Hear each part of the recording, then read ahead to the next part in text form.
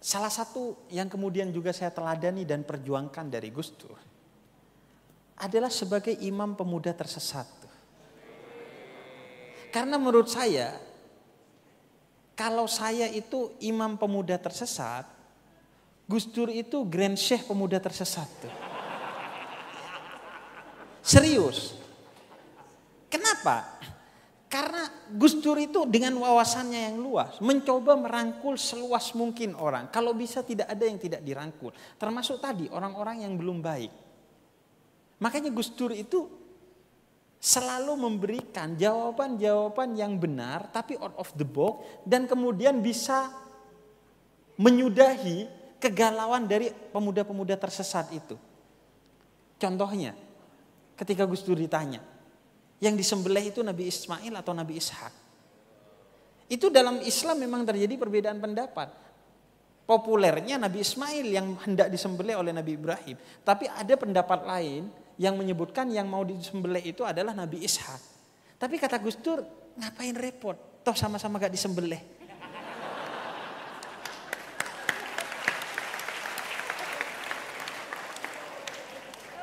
Iya.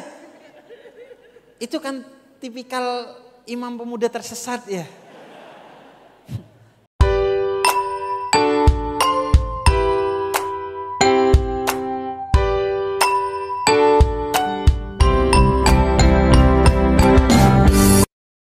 Dan tausiah selanjutnya Ari. Iya, tapi sebelum kita ke tausiah selanjutnya yang mungkin ini sudah ditunggu oleh para jamaah yang tadi sudah datang jauh dari luar Jogja dan sebagainya.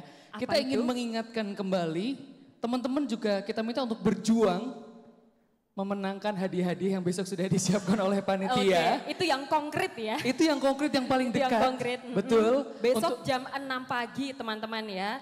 Segera merapat UIN Sunan Kalijaga karena ada fun walk dengan berbagai door prize menarik. Dan yang belum mendaftar silahkan boleh bisa mendaftar melalui link yang sudah disiapkan. Atau bisa men-scan barcode yang sudah ditempel di sebelah kanan dan juga kiri. Atau nanti boleh selesai acara bisa dicari. Atau bisa juga langsung ke link yang ada di Instagram bestfest.id itu di situ juga ada. Betul, gitu kan. jadi untuk yang belum mendaftar, betul motor Mantap. listrik Alfa teman-teman ya. Untuk yang pengen lihat penampakannya silahkan kepo-kepo di Instagram Bestfest ID. Gitu. Karena bisa siapa tahu bisa jadi obat kekalahan timnas Indonesia 4-0 malam hari ini ya. Diingetin lagi ya. Aduh. Maaf. Kita harus belajar legowo 4-0 C. Aduh. Baik, yang sudah menunggu untuk bersama-sama ngaji bareng Habib Ja'far abis ini ya. Habis ini, tapi sebelumnya Rick, kamu tahu nggak? Gimana? Kamu itu sebenarnya mirip sama Habib Ja'far loh. Masya Allah. Mohon maaf, bukan wajahnya. Apanya? Saya pikir wajahnya. Sama-sama setia sama Uin. Oh iya betul. Saya bisa Tepuk mengaku. tangan. Jadi Habib Hussein ini ya, alumni UIN S1-nya kalau nggak salah filsafat ya Bib ya. Di UIN. S2-nya akidah filsafat, betul Bib ya? Tafsir ya? Tafsir. Di UIN juga. Tepuk tangan dong. Setia banget sama UIN, tapi UIN Jakarta. Iya, saya juga. Sama-sama UIN lah ya. Sama-sama nggak apa-apa. UIN Kita kan nggak apa-apa. bersaudara ya. Betul. Saya kalau- S1 juga UIN, S2 juga UIN, Beb. Ya, itu makanya Iya persamaan. makanya persamaannya. Iya, tapi kalau kamu kan UIN Sunan Kalijaga, Iya nggak kalau apa-apa, Habib nggak Ja'far apa-apa. UIN Jakarta. Ya tidak apa-apa lah ya, saling bersaudara. Betul. Baik, kalau begitu kami persilakan Habib Hussein Ja'far Al-Hadar Tepuk tangan yang meriah untuk Habib Ja'far. untuk memberikan tausiahnya. Silakan Habib. Bismillahirrahmanirrahim. Alhamdulillah wassalatu wassalamu ala Rasulillah Muhammad ibn Abdullah wa ala alihi wa sahbihi wa man walah amma ba'du. Assalamualaikum warahmatullahi wabarakatuh.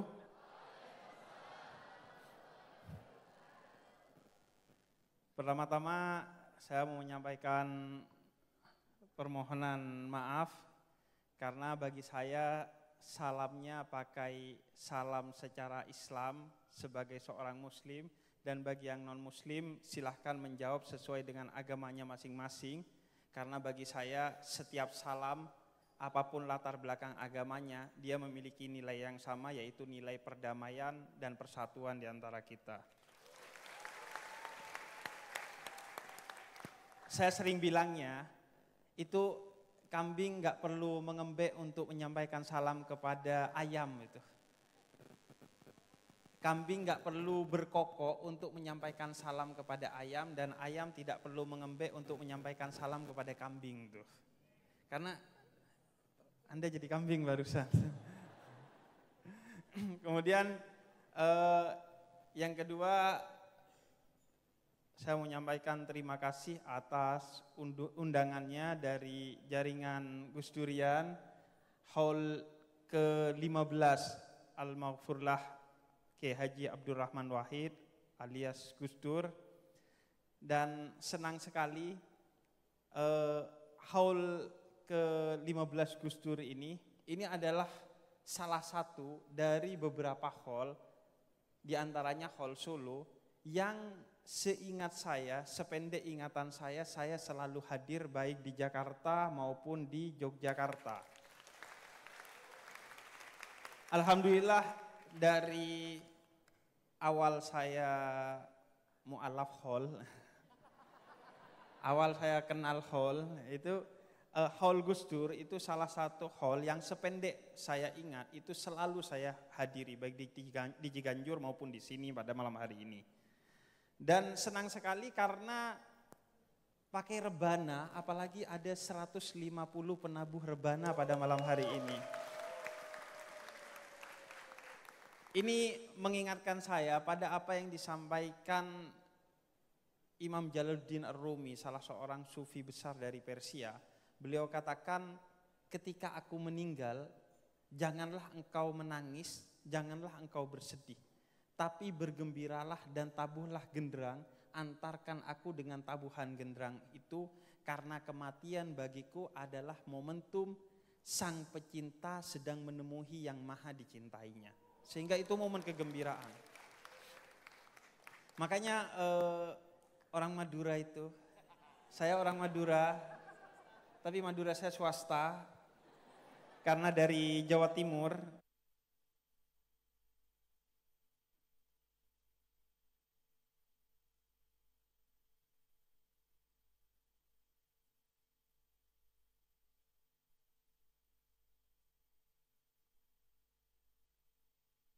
Bisa jadi dalam satu hati, sebagaimana khauf, rasa takut kepada Allah, dan roja, rasa berharap atas ampunan Allah, itu bisa menjadi satu kesatuan. Sedih dan gembira itu bisa menjadi satu kesatuan di hati orang Madura itu.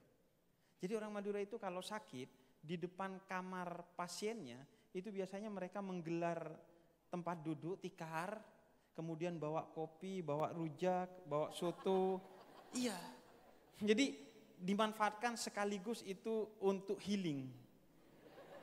Karena kebetulan rumah sakit itu biasanya ada AC-nya, ada tamannya, biasanya kan untuk kebutuhan kesehatan.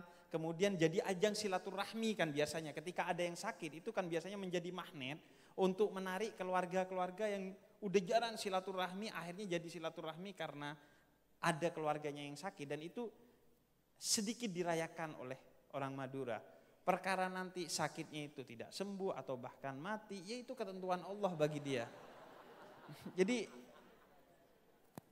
orang Madura itu agak tidak pusing hidupnya, karena dia menggantungkan semuanya kepada Allah, yang kemudian menjadi prinsip pertama dalam 9 nilai utama Gus Dur. Ya.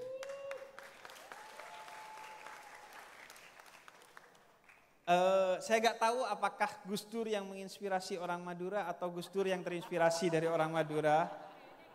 Kayaknya yang kedua kata Mbak Alisa ya, bukan kata saya. Kayaknya yang kedua, karena orang Madura itu kalau jual sate yang paling enak nomor 2 di dunia. Karena yang nomor 1 hanya Allah Ta'ala. Itu prinsipnya orang Madura itu. Kemudian yang ketiga, saya mau menyampaikan salam hormat kepada yang terhormat Pendeta Indrianto ya, yang baru saja hadir. Selamat datang dan salam hormat. Mengapa saya pertama menyampaikan salam hormat kepada beliau sebagai pendeta? Karena negeri ini sudah terlanjur tidak bersikap setara kepada muslim dan non-muslim, kepada yang mayoritas dan kepada yang minoritas.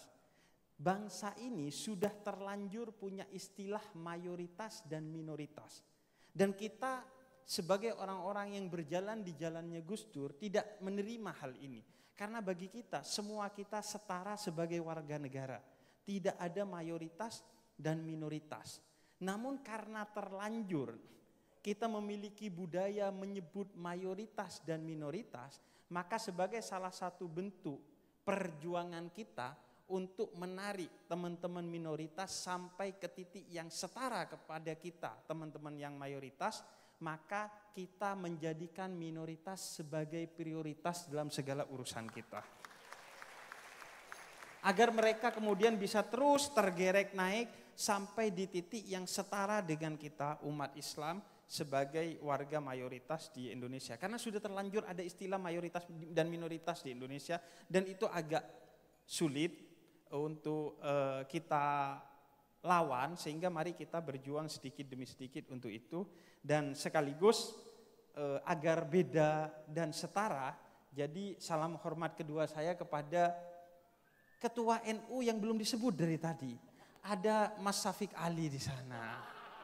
Iya, jadi betul-betul ini jadi festival beda yang setara benar-benar ini.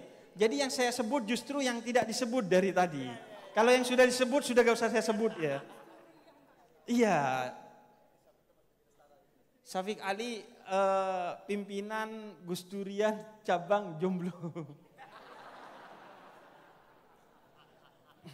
Jadi gitu. Tapi spesial saya tetap mau menyampaikan salam hormat kepada Romo Yai Ubaidillah dan Mbak Alisa Wahid selaku keluarga dari Gus Dur. Kemudian lagi-lagi saya ingin cerita tentang, sebelum saya mau cerita, saya mau menyampaikan terima kasih dan apresiasi kepada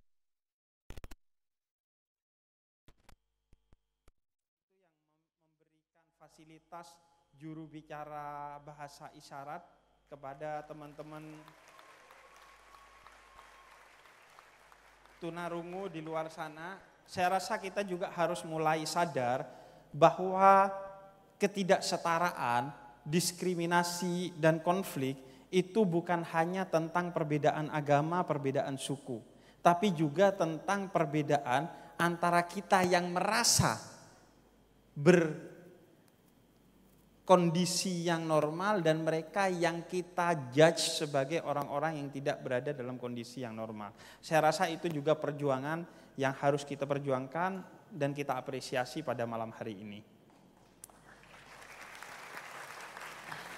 Selanjutnya, lagi-lagi saya mau cerita tentang orang Madura swasta. Jadi saya di kampung sebagai bagian dari orang Madura swasta, orang Madura swasta di kampung saya itu paling tidak, itu selalu bertanya-tanya apakah sudah punya anak dan laki apa belum. Selalu sering ditanya, kamu sudah punya anak enggak? Anaknya laki atau perempuan? Pertanyaan itu biasanya muncul dari satu budaya yang entah dari mana muncul begitu saja. Saya rasa ini tentu tumbuh dari tradisi Nahdien di kampung, bahwa kenapa punya anak dan paling tidak satu laki-laki itu penting bagi orang Madura swasta, karena anak laki-laki itu yang seolah-olah menjadi jaminan bagi terselenggaranya haul bagi orang tuanya. Jadi mereka itu selalu ingin punya anak laki-laki meskipun satu, karena yang bakal ngeholin dia itu anak laki-lakinya. Karena kalau anak perempuan kemungkinan dia akan ngeholi mertuanya, karena yang ngeholi biasanya suaminya. Jadi ada rasa berat hati ketika mereka masih belum punya anak atau punya anak perempuan semua. Tentu itu tradisi yang perlu kita perjuangkan untuk kemudian tidak ada lagi nilai-nilai itu, karena kita akan berprinsip pada nilai kesetaraan. Baik gender, agama, suku, dan lain sebagainya. Namun dari sana, saya ingin melanjutkan bahwa tradisi itu sebenarnya tidak memiliki kekuatan yang kokoh. Mengapa? Karena malam hari ini keluarga Gus Dur membuktikan meskipun Gus Dur tidak memiliki anak laki-laki, tapi malam hari ini kita menyelenggarakan haul Gus Dur yang ke-15 setelah 15 tahun wafatnya almarhum Gus Dur.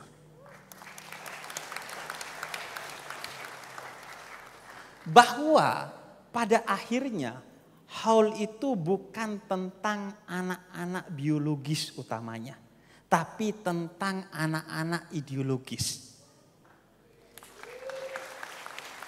Betapapun kita punya anak biologis dan betapapun laki-laki, betapapun tidak 1 tapi 5 atau 7 atau lebih, tapi kalau mereka tidak melanjutkan nilai-nilai ideologi yang telah diperjuangkan oleh ayahnya, niscaya mereka tidak akan melanjutkan bahkan haul dari ayahnya itu sendiri. Sebagaimana yang dialami oleh Nabiullah Nuh. Nabi Nuh punya anak, tapi anaknya anak biologis yang tidak ideologis kepada Nabiullah Nuh. Sehingga kemudian perjuangan Nabiullah Nuh boro-boro diholin, perjuangannya pun tidak dilanjutkan. Maka yang terpenting adalah perjuangan kita utamanya bukan hanya bagaimana kita berumah tangga untuk melahirkan anak-anak yang biologis. Sebagaimana juga diperintahkan oleh Nabi Muhammad. Tanakahu taksuru, menikahlah kalian dan kemudian lahirkanlah anak-anak dari rahim istri kalian. Namun bukan sekedar anak-anak yang sifatnya biologis, tapi anak-anak yang sifatnya ideologis. Bukan soal gendernya, tapi soal ideologinya.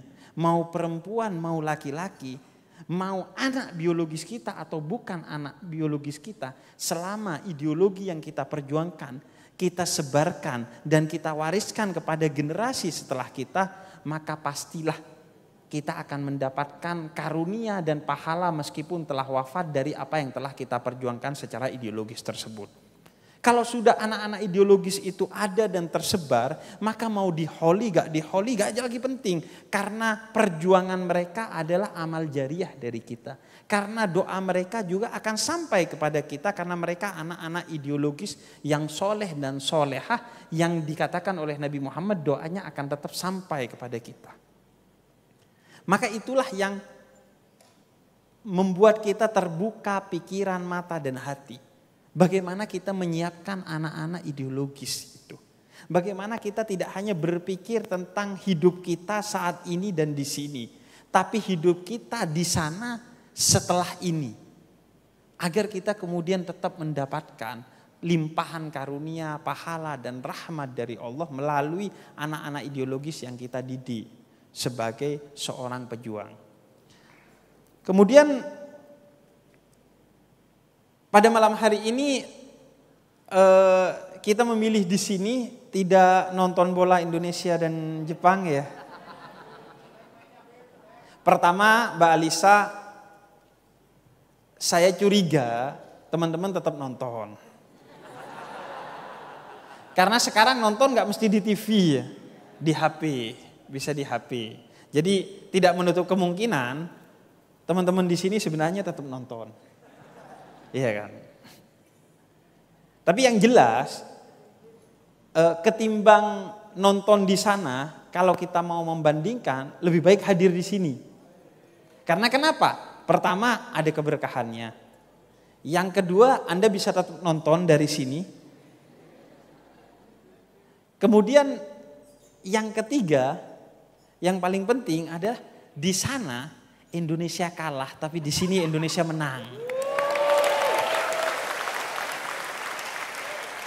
Iya, di sana Indonesia kalah 4-0. Di sini sudah pasti Indonesia menang tuh. Karena di sini kita berbicara tentang kemanusiaan, perdamaian, ketauhidan dan nilai-nilai mulia yang telah diajarkan oleh Gus Dur. Jadi Anda gak gambling kalau di sini. Di sana agak berjudi tuh Anda. Bisa kalah, bisa menang tuh. Kalau di sini sudah pasti menang karena Anda berdiri untuk Indonesia, untuk kemanusiaan, untuk persatuan dan lain sebagainya.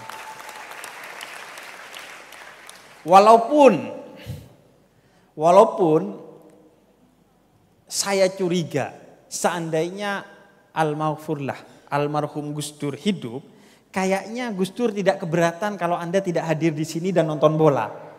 Curiga saya. Karena kenapa? Satu, Gus Dur suka bola. Walaupun satu hal, prinsip yang sudah pasti saya tidak setuju dengan Gus Dur adalah karena Gus Dur ngefans ke MU. Sudah pasti dalam hal ini saya tidak setuju dengan Gus Dur. Ya. Dan sudah pasti dalam hal ini Gus Dur agak susah diajak diskusi. Karena orang yang paling susah diajak diskusi, iya, itu pertama fans politisi, agak susah tuh diajak move on tuh. Yang kedua fans MU tuh, agak susah dibilangin. Jadi sudah pasti saya beda dengan Gus Dur urusan fans bola. Dan agak aneh memang Kiai ngefans ke MU. Karena MU itu setan merah ya. Sedangkan Gus Dur itu kan nuansanya malaikat ya, bukan setan ya. Jadi ya gak apa-apa lah, namanya juga Gus Dur gitu. Nah kemudian yang kedua, kenapa saya yakin Gus Dur akan membiarkan kita untuk nonton bola di sana, bukan hadir di masjid ini? Karena Gus Dur itu sangat cakap dalam fikih dakwah. Dalam fikih dakwah, Gus Dur itu sangat cakap, sangat strategis, sangat sadar tentang fikih dakwah. Saya teringat kepada kisah Romo Kiai Haji Hudori Tegalrejo, sahabat dari almarhum Gus Dur. Romo Kiai Hudori itu pernah didatangi dua kelompok masyarakat. Yang pertama itu guru dari almarhum Gus Dur. Jadi Romo Kiai Hudori itu pernah didatangi oleh dua kelompok masyarakat. Yang satu itu orang-orang dari komunitas masjid, dan yang satunya lagi itu adalah orang-orang dari komunitas seni. Gampangnya yang satu dari langgar, yang satu dari sanggar tuh. Iya kan? Sanggar itu seni, langgar itu tempat untuk aktivitas-aktivitas religius. Nah, mereka berdebat, nyaris berkonflik karena punya uang kas pas-pasan. Yang dari kelompok langgar ingin membangun masjid, yang dari kelompok sanggar ingin membeli gamelan. Kemudian mereka berdebat, nyaris berkonflik, akhirnya dibawa kepada Romo Kiai Hudori Tegalrejo. Dan sudah pasti orang-orang masjid pede bahwa Romo Kiai akan membela mereka untuk uang itu digunakan bagi pembangunan masjid. Tapi ternyata yang dilakukan oleh Romo Kiai itu sebaliknya. Kata Romo Kiai begini, sebaiknya uang itu kalau bisa dibagi dua, untuk pembangunan masjid dan beli gamelan. Tapi gak bisa karena uangnya pas-pasan. Akhirnya kata Romo Kiai, ya sudah, uang itu digunakan saja untuk membeli gamelan. Ini jawaban yang di luar ekspektasi orang-orang masjid. Karena Romo Kiai Hudori justru membela kelompok seni dan budaya yang ada pada saat itu. Tapi kenapa? Landasannya adalah fikih dakwah. Fikih dakwah itu prinsipnya 3, sebagaimana ketika salah seorang sahabat Nabi, Mu'ad bin Jabal, diutus ke Yaman untuk berdakwah oleh Nabi Muhammad. Pertama, menggembirakan, tidak menakut-nakuti. Kemudian yang kedua, itu memudahkan bukan menyulitkan. Dan yang ketiga, mempersatukan bukan mencerai-beraikan. Dan itulah yang dilakukan oleh Romo Kiai Hudori. Beliau tahu pertama bahwa orang-orang masjid itu pasti percaya kepada beliau sebagai kiai. Apapun keputusannya pasti ditaati dan tidak disuudzoni. Yang kedua, beliau tahu bahwa kelompok religius ini seharusnya lebih bisa diandalkan dan lebih dewasa dari kelompok seni dan budaya. Dan yang ketiga, beliau tahu bahwa kalau sekarang yang dibeli adalah gamelan, tidak lama lagi suatu hari masjid akan dibangun bukan hanya oleh kelompok orang-orang masjid, tapi kelompok orang-orang masjid yang didukung penuh oleh kelompok orang-orang yang bermain gamelan tadi karena pendapatnya telah dijunjung dan dihargai oleh Romo Yai Hudori. Dan yang keempat, lantaran masjid itu gak butuh bangunan sebenarnya. Dimanapun kata Nabi Muhammad kita beribadah, maka itu adalah masjid bagi orang-orang yang beriman. Kecuali itu kuburan dan kamar mandi. Jadi akhirnya benar, tidak lama dari sana komunitas gamelan ini sumbangan lagi mengajak komunitas seni bikin konser untuk pembangunan masjid. Akhirnya gamelannya dapat, masjidnya juga terbangun. Inilah fikih dakwah yang kemudian dipegang erat oleh almarhum Gus Dur. Bagaimana Gus Dur itu selalu menjadi duta rahmatan lil alamin, bukan hanya kepada orang-orang baik, tapi kepada juga orang-orang yang belum baik. Gus Dur bukan hanya menemani orang-orang yang sudah baik dengan dakwahnya, tapi beliau juga menemani orang-orang yang belum baik. Dengan apa? Dengan memberikan kabar tentang fatwa-fatwa yang munculnya dari ijtihad dari para ulama, bagaimana Islam itu bisa dilaksanakan secara mudah, tidak seperti yang dilakukan oleh kelompok-kelompok khusus yang sudah menerapkan Islam dengan cukup komprehensif, cukup berat dan lain sebagainya. Karena wawasan yang luas itu menyebabkan Gus Dur bisa memberikan alternatif. Bahwa ada loh pendapat dalam Islam yang orang seperti kamu itu bisa masuk surga. Walaupun sholatnya, sholat subuh 6:30, puasanya begini begitu, zakatnya begini begitu, umrohnya dapat giveaway gitu. Anda bisa masuk surga. Itu wawasan fikih yang luas dari Gus Dur menyebabkan pendapat-pendapat yang mudah itu disampaikan oleh Gus Dur. Sehingga Islam terasa rahmat bukan hanya bagi kelompok-kelompok yang sudah baik, tapi kelompok-kelompok yang belum baik. Bahkan Gus Dur menjadi rahmatan lil alamin, bukan hanya lil muslimin, bukan hanya rahmat bagi orang-orang Islam, tapi rahmat bagi semesta alam, bagi siapa saja agamanya. Mau Kristen, Konghucu, Katolik, Hindu, Buddha, nyembah Yakul, Anda insya Allah dibantu tuh sama Gus Dur kalau Anda didiskriminasi. Dan bagi semua makhluk Tuhan. Karena kenapa? Karena wawasan yang begitu luas dari Gus Dur. Dan memang itulah gunanya dari perbedaan. Kata Khalifah Al-Mansur ketika ditanya, kenapa engkau membiarkan perbedaan itu hidup dalam kepemimpinanmu? Kata Khalifah Al-Mansur, iya, agar orang-orang yang belum bisa menggapai jalan-jalan yang sulit menuju Allah, mereka melewati jalan-jalan yang mudah. Agar perbedaan itu menjadi pilihan bagi orang-orang yang mau mendekatkan diri kepada Allah. Dan itulah yang menyebabkan kenapa hidup kita jadi repot setelah Gus Dur meninggal. Karena gak ada yang bilang gitu aja kok repot. Semuanya menjadi repot karena kita tidak memiliki seorang seperti Gus Dur dengan wawasan khazanah keislaman yang begitu luas sehingga bisa menampung Islamnya itu bukan hanya orang yang sudah baik tapi orang yang belum baik, bahkan orang yang belum Islam sekalipun khazanah keislaman beliau bisa menampung mereka dalam suasana yang toleran, dalam suasana yang moderat, dalam suasana yang penuh persaudaraan dan kehangatan. Dan khazanah kebangsaan yang begitu luas yang ada di hati dan pikiran Gus Dur menyebabkan siapapun orang yang menjadi warga negara ataupun bukan warga negara Indonesia bisa dipeluk oleh Gus Dur.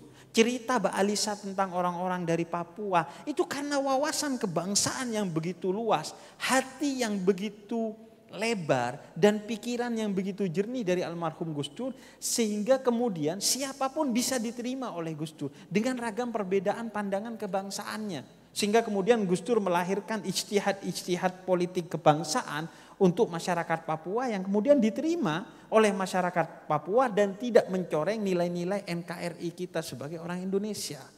Itu karena wawasan itu menyebabkan hidup kita gak repot. Yang bikin repot ini kan orang yang baru belajar Islam, baru kenal 1-2 ayat. Kalau sholat pakainya kulhu lagi. Itu yang bikin repot tuh. Yang wawasan keislamannya belum luas, wawasan kebangsaannya belum luas, sehingga ada perbedaan politik sedikit, itu akan menjadi konflik. Ada perbedaan pandangan keagamaan sedikit, itu akan jadi konflik. Itulah yang menjadi hidup kita repot setelah ditinggalkan oleh Gus Dur. Karena tidak ada orang yang seperti Gus Dur, yang memiliki wawasan yang luas dan berani. Yang terpenting adalah berani menyampaikan wawasannya itu kepada publik. Dan itulah yang dilakukan oleh Gus Dur. Memanfaatkan apa? Memanfaatkan salah satunya posisinya sebagai cucu dari pendiri Nahdlatul Ulama. Sebagai cucu Mbah Hasyim Asy'ari. Karena Gus Dur tahu persis betapapun berbeda pandangan Gus Dur, orang akan tetap mikir dan hormat kepada Gus Dur. Dan itu dimanfaatkan. Privilege itu dimanfaatkan oleh Gus Dur bukan untuk dirinya, tapi untuk kemaslahatan umat. Privilege Gus Dur sebagai cucu pendiri Nahdlatul Ulama tidak digunakan untuk memperkaya diri, tidak untuk mengkultuskan diri, tidak untuk mencari jabatan, tidak untuk hal-hal yang sifatnya remeh-temeh, tapi digunakan oleh Gus Dur bukan untuk dirinya, bukan untuk keluarganya, tapi untuk umat dan masyarakat, untuk melindungi orang-orang yang tertindas, untuk melindungi orang-orang yang minoritas, dan untuk melindungi orang-orang yang tersingkirkan dan termarginalkan. Itulah yang kemudian, itulah yang pada akhirnya kemudian saya coba tiru sedikit dari Gus Dur. Kita tidak bisa mungkin berjuang sebagaimana Gus Dur. Kita mungkin tidak punya keteguhan hati, kejernihan pikiran seperti Gus Dur. Tapi mari kita mencoba melanjutkan. Karena Gus Dur telah meneladankannya, saatnya kita yang melanjutkannya saat ini. Makanya saya mencoba melanjutkan, memanfaatkan privilege saya sebagai Habib untuk berbicara tentang nilai-nilai toleransi. Karena sedikit banyak orang sungkanlah kepada saya. Walaupun gak setuju kepada saya, tapi paling tidak sungkanlah untuk negur. Salah sih, tapi Habib. Menurut dia kan. Jadi mari kita, setiap kita itu diberi gift, diberi hadiah, diberi karunia oleh Allah. Gak ada kita itu yang tidak diberi karunia. Makanya saya tidak pernah menyebut orang-orang yang tunanetra, tunarungu sebagai orang berkebutuhan khusus. Bagi saya mereka adalah orang berkemampuan khusus. Bukan berkebutuhan khusus. Karena setiap orang oleh Allah diberikan hadiah, karunia, gift. Yang tidak diberikan kepada orang lain. Maka itu yang menjadi privilege kita. Cari privilege itu dalam diri kita. Kemudian gunakan bukan untuk diri kita. Tapi untuk orang lain. Kalian yang mendapatkan privilege sebagai anak orang kaya. Gunakan harta itu untuk kemaslahatan umat. Yang mendapatkan privilege sebagai anak kiai. Gunakan kegusan. Itu untuk memberikan kemaslahatan. Jangan untuk petang-peteng. Iya.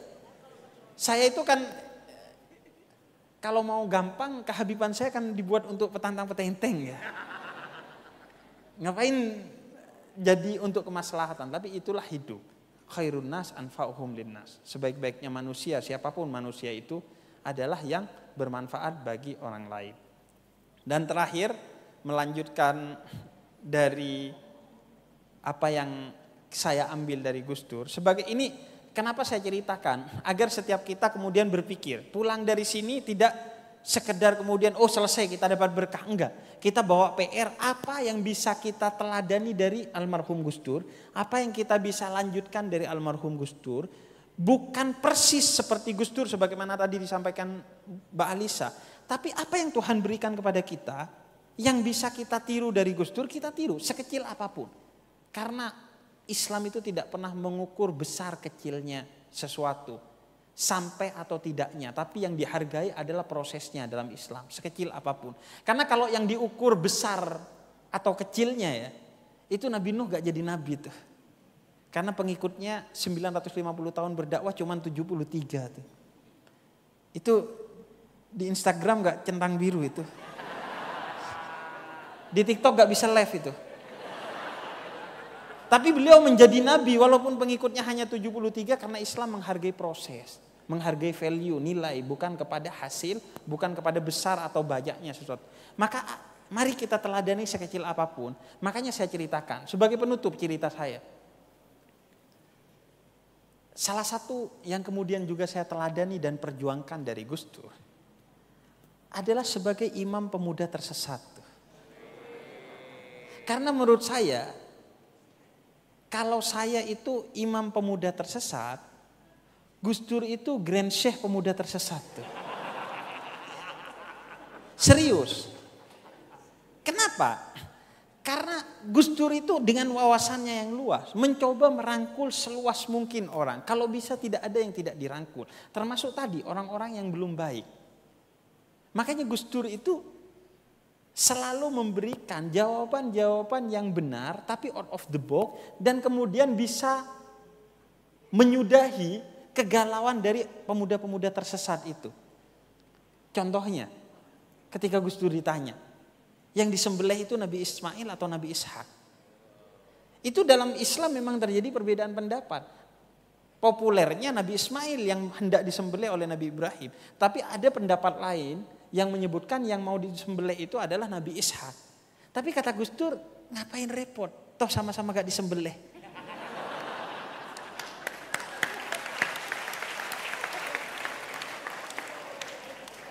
Iya. Itu kan tipikal imam pemuda tersesat ya. Bagaimana kemudian memberikan jawaban yang solutif sesuai dengan akal setiap orang, sesuai dengan bahasa setiap orang, sehingga Gus Dur itu menjadi rahmat bagi semua, menjadi ayah bagi semua. Karena wawasan yang luas yang kemudian diolah dengan kreativitas yang tinggi sehingga beliau bisa mengatasi. Saya yakin kalau almarhum Gus Dur itu masih hidup sampai sekarang, itu ada banyak pertanyaan-pertanyaan pemuda tersesat itu yang selesai di Gus Dur tuh. Misalnya saya pernah ditanya tuh, kiamat itu kan hari Jumat ya. Negara yang masih Kemis atau sudah Sabtu itu gimana? Itu kan kita butuh Gus Dur untuk menjawab itu ya. Para kiai bisa menjawab itu, tapi kreativitas dengan sedikit komedi ala Gus Dur itu yang sulit untuk ditiru oleh kita. Misalnya kalau ada yang nanya, pintu surga itu didorong apa digeser, itu Gus Dur yang bisa jawab itu. Makanya pada akhirnya malam hari ini kita sadar bahwa kita butuh Gus Dur. Tapi bukan utamanya Gus Dur sebagai sosok. Bukan utamanya Gus Dur sebagai presiden. Bukan utamanya Gus Dur sebagai ketua NU.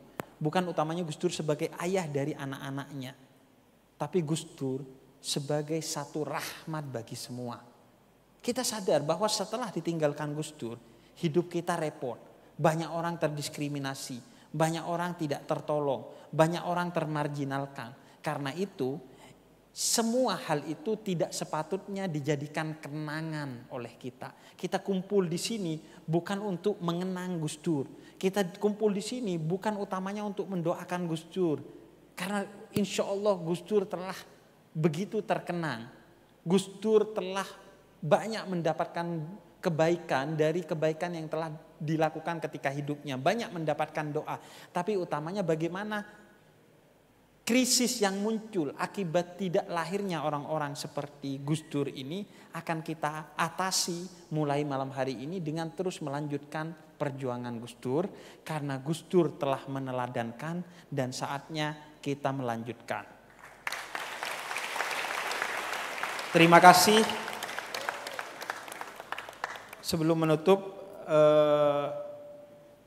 ceramah ini, mau menyampaikan terima kasih atas undangannya. Semoga ini bisa menjadi sesuatu yang kita bawa pulang dari Haul Gus Dur ini, dan tentunya kita berdoa bersama-sama semoga kita bisa meneladani Gus Dur, akan lahir generasi-generasi Gus Dur lainnya setelah ini, dan semoga itu bisa menjadi senyum bagi Gus Dur di sana. Terima kasih. Wassalamualaikum warahmatullahi wabarakatuh. Waalaikumsalam warahmatullahi wabarakatuh. Terima kasih sudah menyampaikan tausiah yang luar biasa Habib Ja'far. Ternyata banyak sekali insight-insight baru yang kita pelajari ya. Ternyata memang beda pilihan sepak bola salah satunya. Tapi kalau saya boleh tanya, kalau Habib Hussein ini pendukung apa ya Habib ya? Saya Juventini. Oh Juventini, tepuk tangan Juventini. Ternyata tetap beda sama saya. Apa kalau Barcelona. Dekjul, maaf.